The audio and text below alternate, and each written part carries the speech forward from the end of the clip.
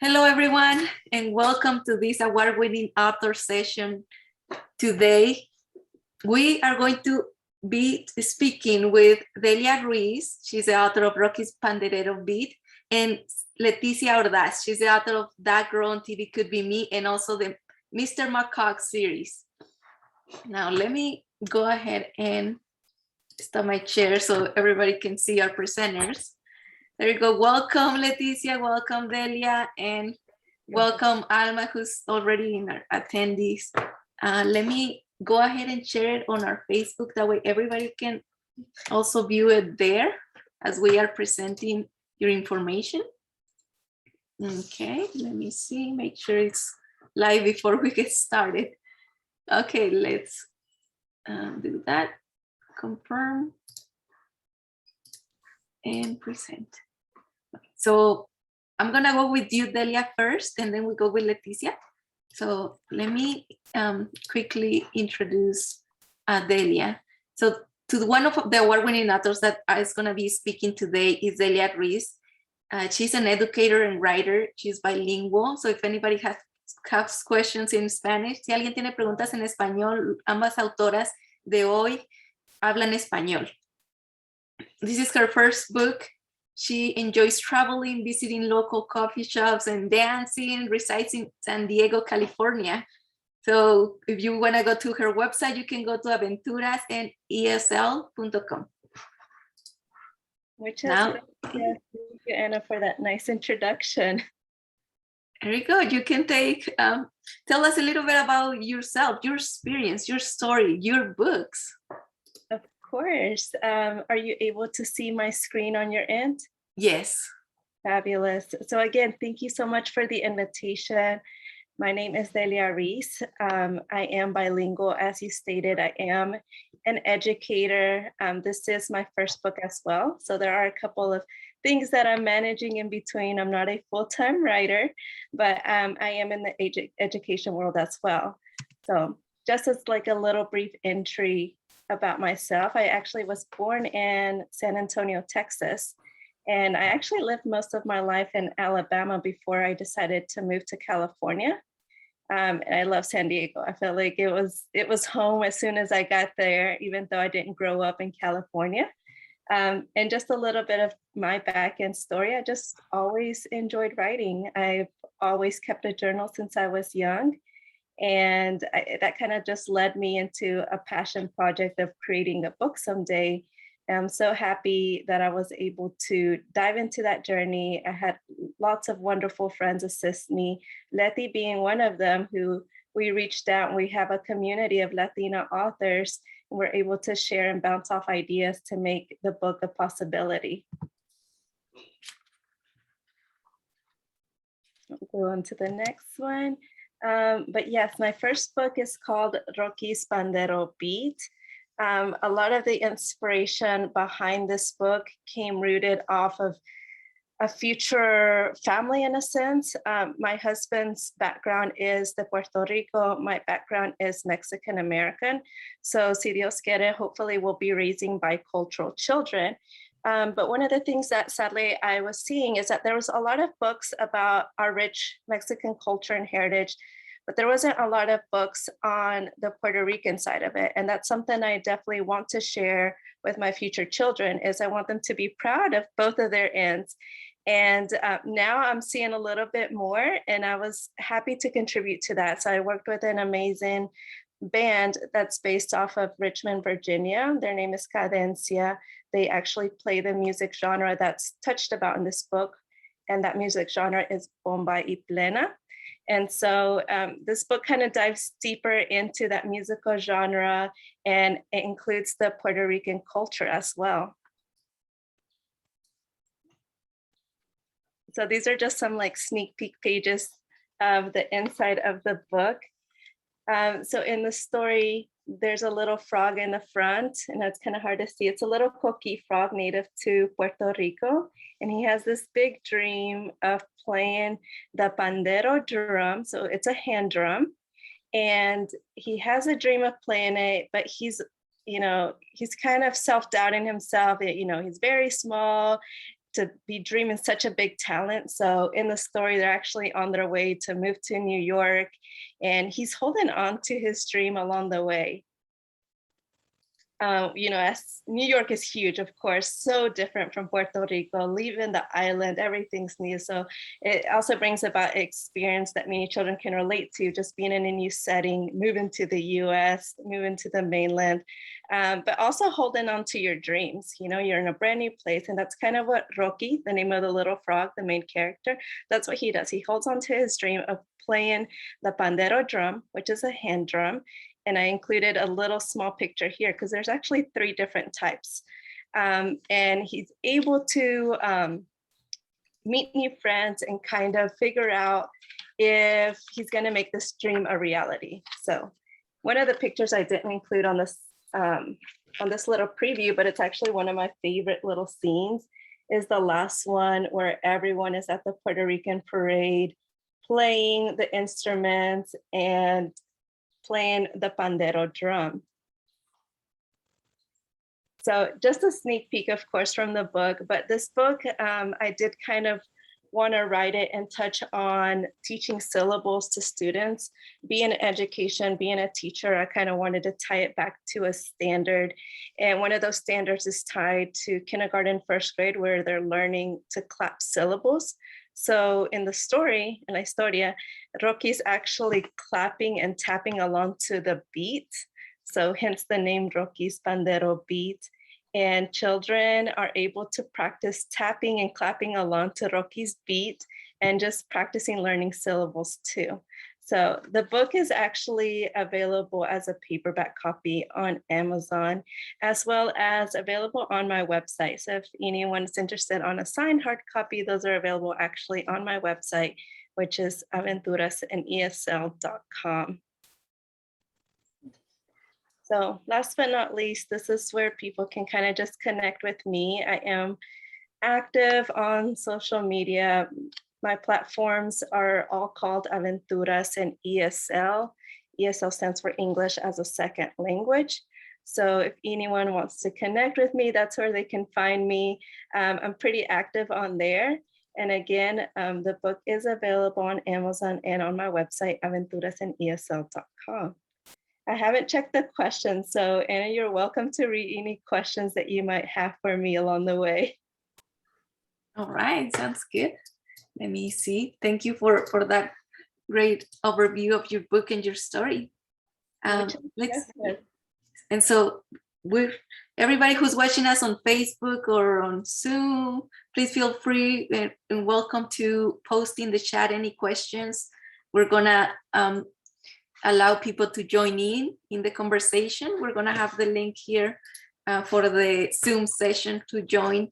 And you can also go to lbff.us and find us there. There you go.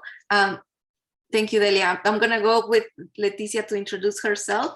Tell us about yourself, Leticia. Just give me a second so I can introduce you. So Leticia Ordaz, she's an award-winning author. She has written That Girl on TV Could Be Me, and also the Adventures of Mr. Macaw, and another Mr. Macaw book, who was an honorable mention this year. She's going to tell us a little bit more about those of her books. So Leticia Ordaz is a TV anchor at Channel 3 in Sacramento, California. That's where I believe she resides as well. Now, can you tell us a little bit more about your story, Leticia? Oh, you're muted. There you go. Thank you, Ana. Such an honor to be here. And hello to my friend Delia Ruiz. She's been such an amazing supporter. And through this journey, I've been able to meet some fabulous Latina authors. And we all want a seat at the table and we want to help each other get there. So I'm just so proud to be on this platform with her. She's been so supportive of me. And there's so much room for us to grow as authors. And there's only 5% Latinx authors in the entire country that get published. We're writing our stories, but a lot of us are not getting published by mainstream publishers. So it's so important that we unite. And I love the success that we're seeing. We're getting our stories into the world and they're being embraced. and we're being recognized with special honors like the International Latino Award. So we can't thank you enough for this platform to be able to share our books and our stories, because these are books in our own voices. So often we see books that are translated, that aren't meant for a Latino audience, maybe a scholastic book that, doesn't represent culture and the beauty of who we are. So we're so happy to be here telling these stories. I've always wanted to be a children's book author because growing up, I didn't have those books that represented me. I would go to the library and I would constantly find pictures of, blue-eyed blonde hair characters. And then I think as children, you start to doubt, like, what's wrong with me? Why am I not seeing myself represented? And so when I had children 10 years ago, I again went searching for these books for my own children, because I also wanted them to be bilingual. It was so important for me to raise bilingual children. For me, it came easy because my parents only spoke Spanish, but I knew that, growing up here, that my children were going to have a more difficult time speaking both languages because they are so immersed with the English language that we have to try a little bit harder to keep the Espanol going. So I decided when my children were born and didn't see these books reflected, I told myself one day I'll write a book. But then I got super busy being a mom and being a journalist. I've been in the Sacramento market almost 18 years. I'm working for a news station that I dreamed of working for when I was a little girl and was watching the news and didn't see anyone who looked like me. I always told my mommy that I wanted to be that girl, not to be in the limelight and spotlight, but just because I felt like that was a position where I can give others a voice. And it all started with me translating for my parents. That gave me the confidence to want to be on the news and give other immigrants a voice. We were there to translate for my parents when they got their first home, when they needed to open a bank account. So I really think that those skills came in handy when it came to advocating for the rights of others, advocating for the rights of children who may not have a voice in our community, especially like the homeless, the immigrants. So I ended up writing Mr. Macaw. That was my very first book, and I'll show it right here. And I had big dreams of being published by a really big publisher when I wrote this. But what I found is while they loved the story, they didn't embrace it in both languages. They said, does it have to be in Spanish? And so that really crushed me. And I said, I cannot go with these people who love my book, but don't love the languages that it's in, because I saw it being a huge asset. The fact that it was written in English and Spanish, every part of the country and the world can embrace that.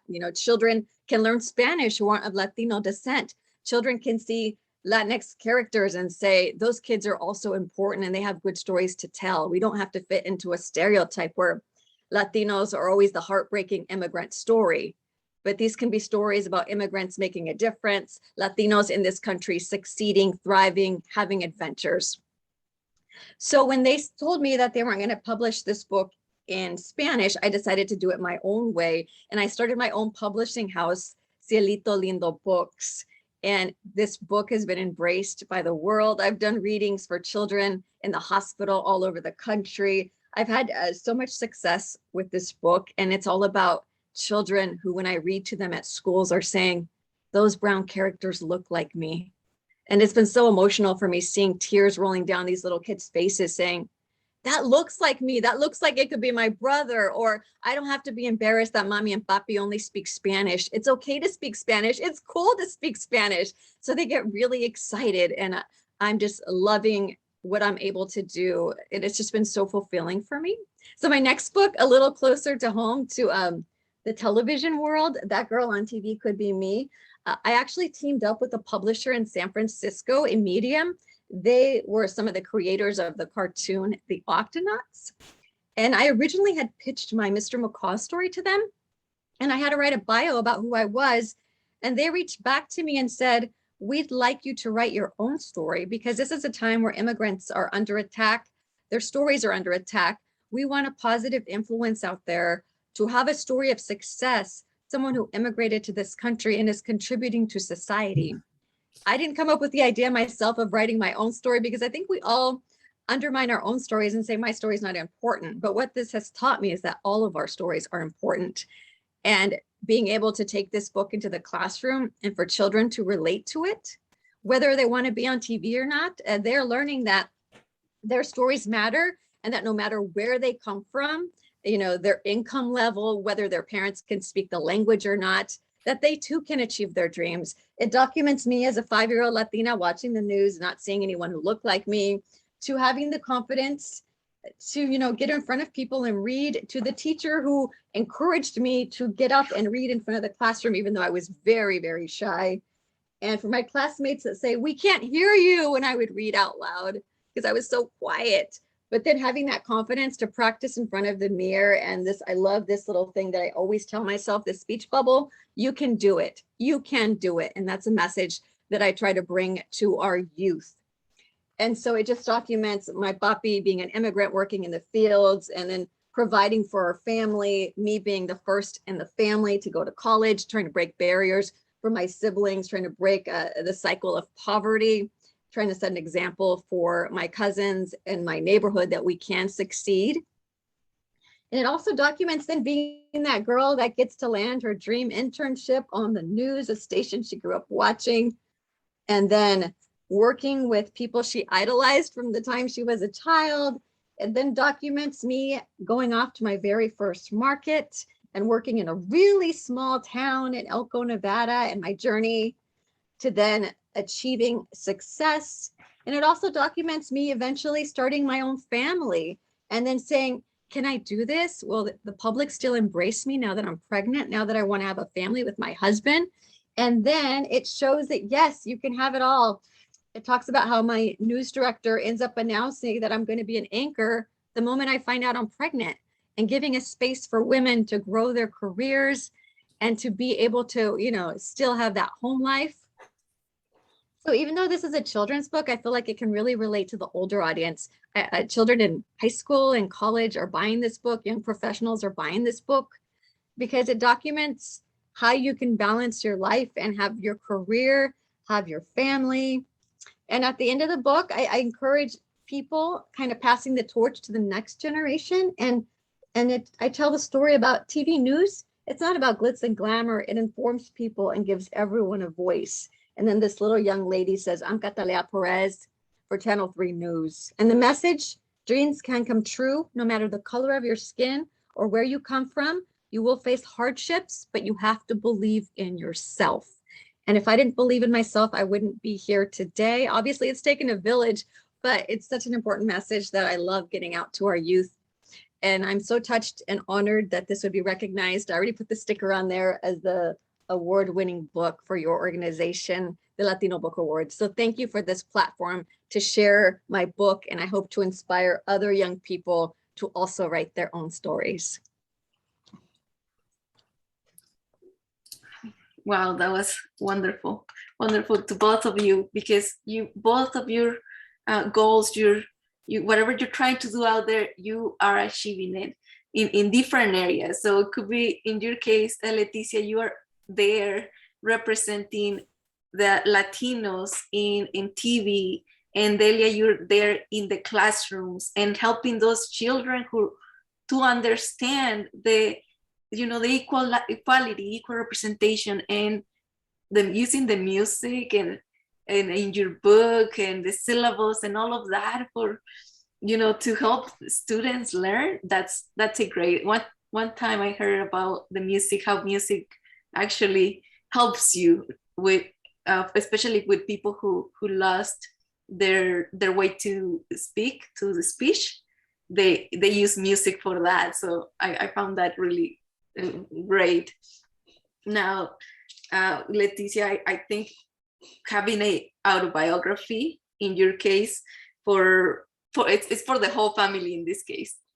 And everybody can enjoy it. Adults and children, everybody can read it and learn from your story. So let me see, is there any questions in the chat? Okay.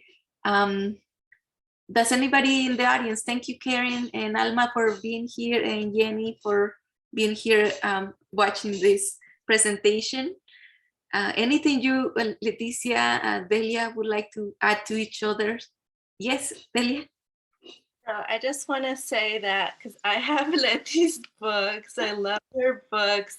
I just want to say that definitely within the author and writing world, it's not perfect. You know, definitely creating a book and things like that. It takes a village, like Leticia says. There's a lot of behind the scenes editing, revising, sometimes even rejection, especially sending off your book to publishers, different things. But I want to say for those aspiring writers and authors out there is si se puede, you know, reach out to your community. I know within our own writing communities, that's how I met Leticia and we were able to connect, and I love her work. I support her work. Her work is amazing. But yes, know that you're not alone. There's resources out there.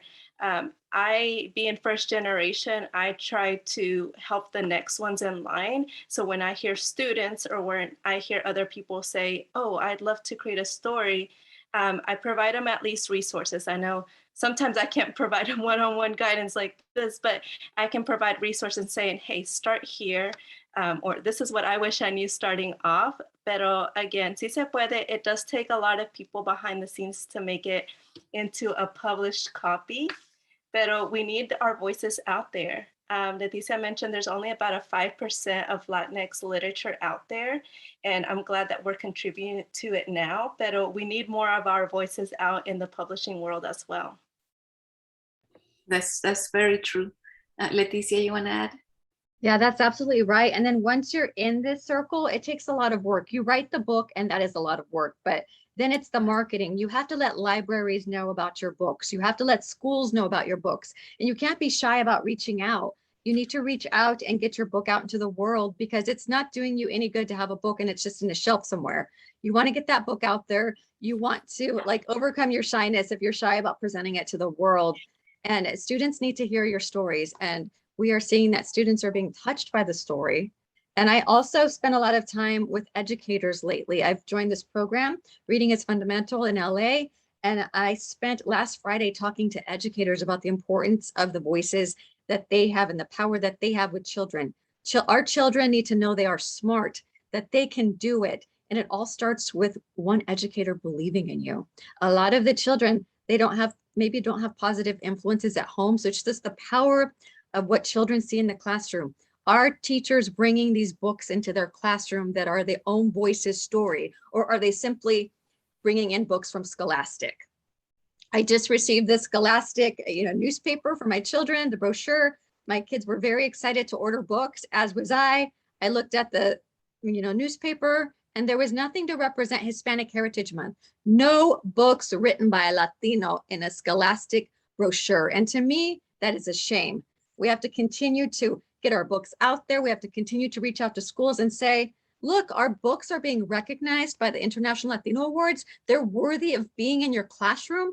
Present these books to your students, because I'm seeing the power that it is having to bring these books into the classroom. After talking to some of these kids, they are like, I want to be an author. I want to be an illustrator. I have a story to tell. All of a sudden, they're picking up a pencil and paper and they're encouraged to write, not just for their classroom, but at home. Like Delia mentioned, Delia has always had a journal. So if we can encourage and entice young writers, this world is going to have more diverse authors. And when one door closes, keep going. If a publisher says no to you, self-publish, start your own company, seek the resources to come up with a quality book. The important thing is to never give up. If you have a story to tell, tell it. And we're here to support you. Applauses to that. I didn't find my emotions there. But yeah, that's wonderful. And everything you said, Leticia and Delia, I love that. So just a heads up for everybody, I'm actually going to be admitting attendees from Zoom. So this is just a heads up. If you don't want to have your video on, it's okay, but you can have your audio and ask questions to the authors. They are here for that. And let me go ahead and do some promotion of admitting of some attendees. Hopefully they are able to join us in the conversation. Okay, as I do that, there you go. It's me again, but it's not me again.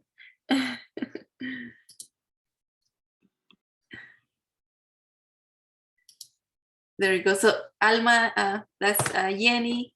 If you wanna share something with the authors that we have here today, and actually Alma is Alma Lazar. She is another author that has won in the International Latino Book Awards and been recognized. Welcome. Okay, thank you very much. And I just wanted to tell you how really impressed I am with both of you. You're great presenters, but most of all, I wanted to tell Leticia that I'm really touched. You have no idea how much it hurts me. It really breaks my heart when I see parents and they speaking to their children in English, and I ask them, why don't you teach them Spanish? Oh, no, they don't want to learn. That really breaks my heart. So what you're doing is amazing. What you both are doing is amazing. Thank you for doing that. I'm really impressed, and I definitely have a lot to learn from you both, from everybody. Thank you, Alma, for sharing. And I just wanted to mention, well, just to say, very inspiring words from both of you, and it makes a lot of sense, to be honest, to hear from a parent and also from a teacher that's there with the children all the time. This year there was another book that participated, and it was talking about children taking care of books and things like that. And it just reminded me of when Delia was talking about the children. I almost could imagine the children in the classroom. And because both of your books are sort of interactive kind of books, one with the music, because I would imagine with your book, Delia, you can actually go with the beat, with the Pandero, and all kids can do that. It's such a fun instrument. I've played it myself, and it's so much fun. And same thing with Mr. Macaw, which is an interactive, the feel book as well. So it's really, really interesting to see that other point in just the book to call the attention more of the kids. And then I just like that in a sense, and really inspiring words from you, Leticia. It makes a lot of sense for the parents to read to the children and teach them both languages. That was really amazing. And one of the, well, not really a question, but I also wanted to point out on Delia that I didn't notice that your ESL on your website or your account, it's for English learning students. Yes. And that was great. I was like, because I saw that in your logo, and I was like, oh, what does that mean? And now that I saw it, I'm like, okay, I like that. I really like that, because I struggled through the English language development program and all that for many years, and I saw a lot of my classmates do that. And I remember the first books that I read were children books, and I love that. That's how I started to learn English. So it was really nice. So that. I'm glad that now we have more of the representation of Latinos through your books, and that, through both of your efforts and hopefully the efforts of many other authors with children, this can spread and be something bigger. So thank you. Thank you for your kind words. I was actually also in English as a second language student, so I felt like that's where I thrived and was able to open up, because there was people speaking Spanish like me. So thank you for sharing that part about yourself, because it resonates with me as well. Mm-hmm. So Leticia, you want to add something? Oh, I just remember my son, we only spoke to our children, in Spanish until they were 2 years old. And then they started going to a little preschool. And I remember my son coming home crying and saying, the teacher told me not to speak in español, que no me entienden. They didn't want him to speak in Spanish. And I was so heartbroken that is the message children are getting. I mean, he was going to learn English. Of course, that was going to come, but we wanted to set the foundation for him to speak Spanish. So I feel like if we can reach more educators and just let them know that the children will learn English, it comes so fast for them. You know what I mean? Like, my parents only spoke Spanish, but I remember going into preschool and learning it within like a month or something. It's just like, you're surrounded by it. You're going to learn English, but we need to take the time to also teach our kids Spanish, and then keep emphasizing that it's awesome to speak another language. I always tell people, you make more money, you get a better job when you can speak Spanish, and just the pride that comes with it to know that our language is not going to be forgotten after certain generations and generations are here. If no one teaches their kids Spanish, then our language could die. I mean, we don't want that to happen. We want children to have that pride and then to know that these are skills that they're going to be able to use for a lifetime. Yes. Very true. Very true. And actually, I didn't ask this at the beginning, but where are you tuning into from? I mean, I know that Leticia is probably from Sacramento, but Delia, where are you tuning from? San Diego, right? I was living in San Diego right now. At this very exact moment, I'm in the East Coast, so I'm tuning in from Virginia. So that's why it's looking a little darker on my end. I'm Eastern time hours. All right. Yes. So in the chat, please, if everybody's watching, comment in the chat, send us your questions, and let me check just in case, because there might be some questions. I do have a question that when you guys were talking kind of just popped into my head, and I was wondering about it in the process of writing a children's book, because I feel like a lot of it is images and pictures, and it's short words. It's not such a long, wordy book. So how does that play into, because you come up with the story, but you don't have the images yet. You don't have the pictures and the illustrations. So how do you decide on that, or it's just like an idea and then until the illustrator comes up, and how does that work with the children's book? Do you want me to answer, Leti?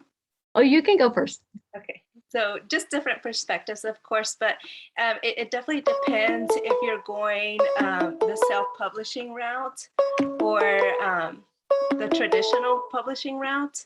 I'm sorry, maybe Leti, you can go first. It seems like Okay, yes. So actually the difference is when you are going to have your book published by someone else, you turn in a story, and you as an author never communicate with an illustrator. If you're being published by a big publisher, you will never know until the very end who the characters are and what they will look like. So that's another bonus of doing it yourself, and why I wanted to start my own company, because you are able to have a voice in exactly who those characters will be. I wanted my characters to be Latinx. I wanted them to be brown. I wanted their skin to be noticeably brown so that other children could relate and say, those kids look like me. And so, yes, in my books, Mr. Macaw is based on a true story. So these are actually pictures of my own children. And this was a magical kite. My children behind me say that their kite is magical. And so my illustrator had real life pictures of an adventure that we had when a hurricane was coming in Cabo San Lucas, and our kite was swept away, and the entire village stopped what they were doing to help us find it. So they had those pictures to work with. And That Girl on TV, it's an autobiography. So I had to search high and low through old, photo albums, and I submitted pictures of my family. And Juan Calle did a beautiful job of recreating my family, like through like almost like a comic book style. So yes, we have a voice when we do our own books, but when we sell our manuscript to a publisher, we have no idea what the characters will look like. We don't even have a say sometimes. Yes, I'm going to bounce back off of that idea. Depending on if you're going the self-publishing route or traditional route, of course, self-publishing route, you have more freedom. So you definitely want to, you have the vision that you're portraying, and more than likely you're going to collaborate with your illustrator to make that happen, because you have more the decision making. If you sell your manuscript to a traditional publisher, yes, they handle all the printing and all the marketing, all of that, but they hire the illustrator. So you don't really have as much say so in what your main character is going to look like, what your cover is going to look like. So there's pros and cons with each. Definitely going the self-publishing route. I know I had a clear vision of what I wanted the cover to look like, what I wanted the main character to look like. So I definitely worked and hired an illustrator who could turn my vision into life. So again, it kind of just goes back to which route do you want to go? Because there's definitely pros and cons with both routes. Being self-published for the first book, I was kind of happy that I went this route because I got to see my vision turn to life and really collaborate with the illustrator to make final tweaks within each illustration in the page. Yeah, thank you. I didn't know all of those things. So that's nice that you guys also offer the perspective of self-publishing, or like you, Leticia, doing your own publishing company, because that's good to know. There's maybe, because I would imagine that there's sometimes that case that you have your book and then now what do I do and how do I publish it? And what if they don't accept it? What if they don't approve of it? Things like that, which might make it a little harder for the author, but it's nice to know that you have those other options. Yes, when you're going through a mainstream publisher, they don't even want you to have art. They don't want, I mean, you can tell them I envision this, but you know, some people think they have to hire an illustrator and then find a publisher. Publishers don't want to go with you if you already have art with your book. They want to start from scratch with your script and have their own vision behind it. Oh, that's interesting. Yeah, that's very I don't know. interesting. I guess I never really thought about it when it came to children books, but that's good to know. Yes. So how about the translations of the books? Because one thing is the design, but then, like for example, Leticia, your book is bilingual, and I know Delia is bilingual, but she didn't publish her book bilingual. How do you go to the translation? Do you yourself do the translation, or find somebody to go ahead and do that? So yes, so my books are all bilingual, and while I did the initial translation as a book that I wanted to have no errors, you want other eyes to look at it. You never just want to publish a book with what you think is the correct Spanish. And what's funny about Spanish is you have to get many different opinions, because in so many different cultures, you say things a different way. So, you know, like, what is like, are you doing it for like a Spanish audience in Spain? Are you doing it for like, okay, mainstream, this book's going to be sold in the US, and maybe, you know, it's going to have more of the sayings that you say in like, you know, if you were Mexican. So it's just the different cultures coming together. You know, I have very experienced, luckily, editors that work with major publishers who've actually reached out to me, especially getting these awards, like with the Latino awards. They have come to me and said, we want to be your translator. I work for, you know, Random House. I work for HarperCollins. And then they show you their work, and they are very good at what they do. You never want to just, even though you're self-published, I want someone to look at my book and you can't tell the difference. It's in the Barnes and Noble store, which it is, and I don't want them to know the difference. You know what I mean? I'm not skimping on my illustrations. I'm not skimping on anything. I'm going all out to produce a beautiful book that children are going to be able to enjoy. But the language is very crucial, because not everything translates exactly. You may have a word in Spanish is not going to translate, or in English is not going to translate exactly in Spanish, and you want it to be true. You want it to be conversational. You don't want it to be a word that no one's ever heard before. Yes. So there are many challenges, and I think just having a couple of people on your team, it can't just be one person, and it can't just be you or your mom. You can ask for opinions, but at the end of the day, it has to be, you know, a professional, you know, style. True. There's so many rules. And Delia, are you planning on making your book bilingual next time? Well, because I this is your first book, so I believe you're gonna continue writing. Is that correct?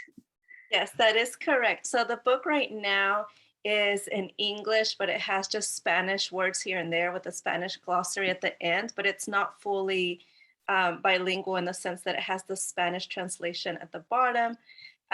One of the reasons that I kind of went this route, it goes back to honestly my main budget with independent publishing. There's a lot of behind the scenes and obviously money that goes into it. You have to pay for your print run, you have to pay for your editors, everything. So hiring an extra translator was not something that I had. It kind of went out of my budget a little bit. But I did want to intertwine Spanish in between. So I actually ended up going with an English version with Spanish words, and then I included a Spanish glossary. And then my next vision is to do a whole, just like a complete Spanish version, because this is more, I feel like an English one. So I would love to create just another edition of the book solely in Spanish. And then, yeah, I think it's just like an upcoming project. It's not something that, I have it done, but I just haven't done the translation just yet. So that could be, you know, something that's upcoming on my end. Yeah, of the many books to come. There you go.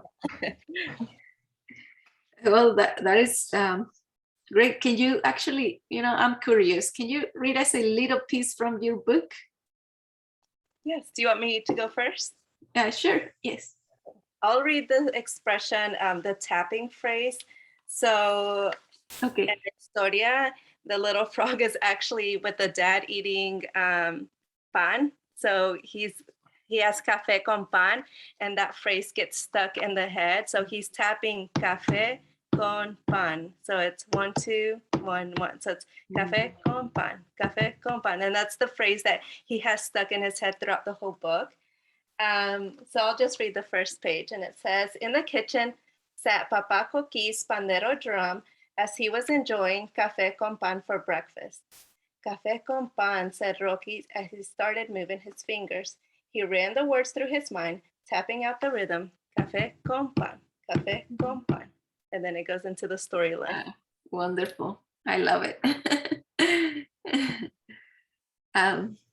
Leticia, would you like to, well, I mean, you already told us a little bit, but would you like to read like a little piece from your book? Yes.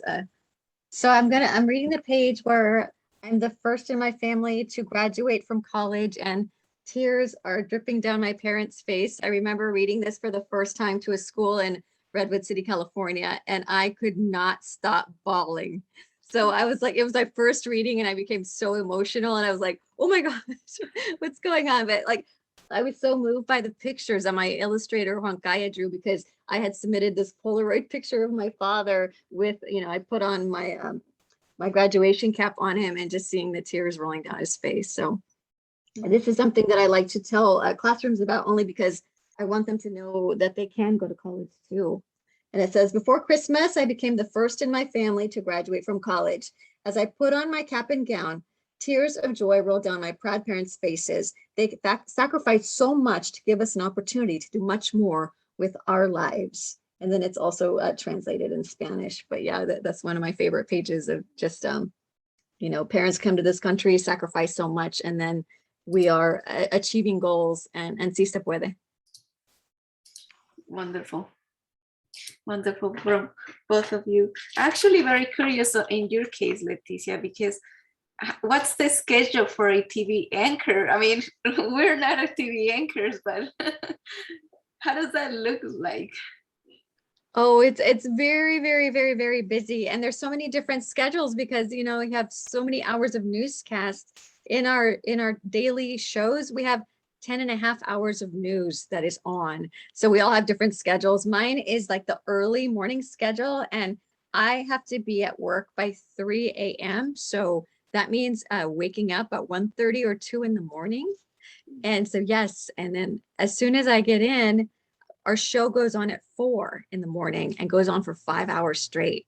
So whether I'm anchoring or reporting, it's like, you get your story and you're just on the go, and you have to be comfortable presenting that story. You become an instant expert at what you're learning about. And then you have to tell the public in a way that they're going to be able to understand, whether it's new laws at the Capitol or, breaking news of crimes happening. You have to be quickly think on your feet and be able to deliver that story in a way that the public can understand. And our stories are so short, we are only able to be on for about 1:30 to 2 minutes. So we only have that long to tell a story. Or if you're reading a newspaper, you might read that article for 5 minutes, but on the news, you have to deliver it in 1:30 to 2 minutes, because they say people's attention spans aren't that long. They're busy getting ready for work. They're listening. They're not really watching. So yeah, you have to spit it out quickly.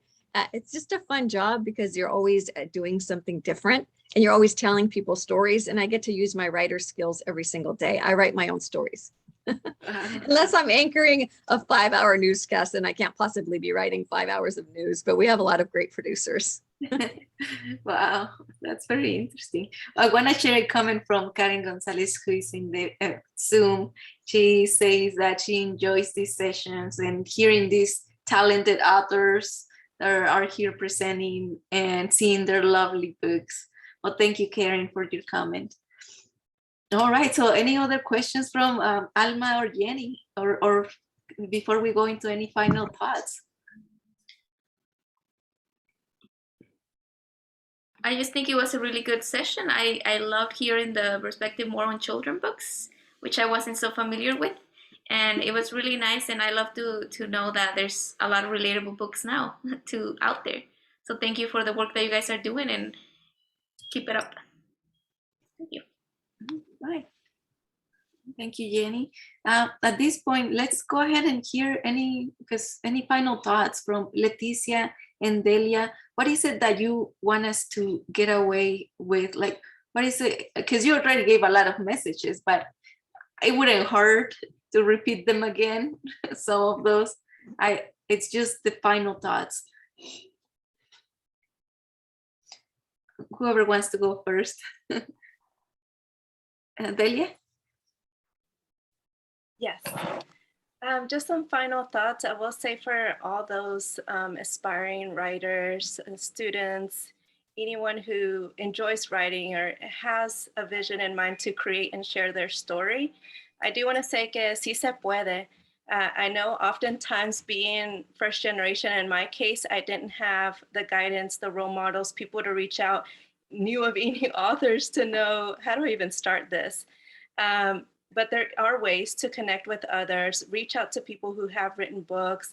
I had to do a little bit of research on my end on like, what are children's books? What's the word count? What are the kind of steps that I need to do to get started? So definitely, I just want to say que sí es posible, sí se puede. And if you have a story to tell, do it, write it, because we need our voices out there. We need our stories out there. And the more that we can contribute to Latinx literature, lo mejor that the future generation can continue to see themselves.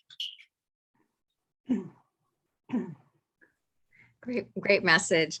Yes, if you want to be a writer, connect with other writers and don't be afraid to ask those questions of people. You know what I mean? Reach out to us, ask us a question about how to become a writer. I remember when I got into this business and I reached out to some high profile Latinas, some of them just turned their back on me and said, you know what? I don't know how I did it. I just did it. So, you know, find that circle of women that are going to support you, or men. You know what I mean? I feel like we all have to help each other out. This is not a competition. There's so much room for all of us to succeed. So don't feel like if you're giving someone else information that all of a sudden you're not going to be as successful. I think we're going to be successful when we all uplift each other.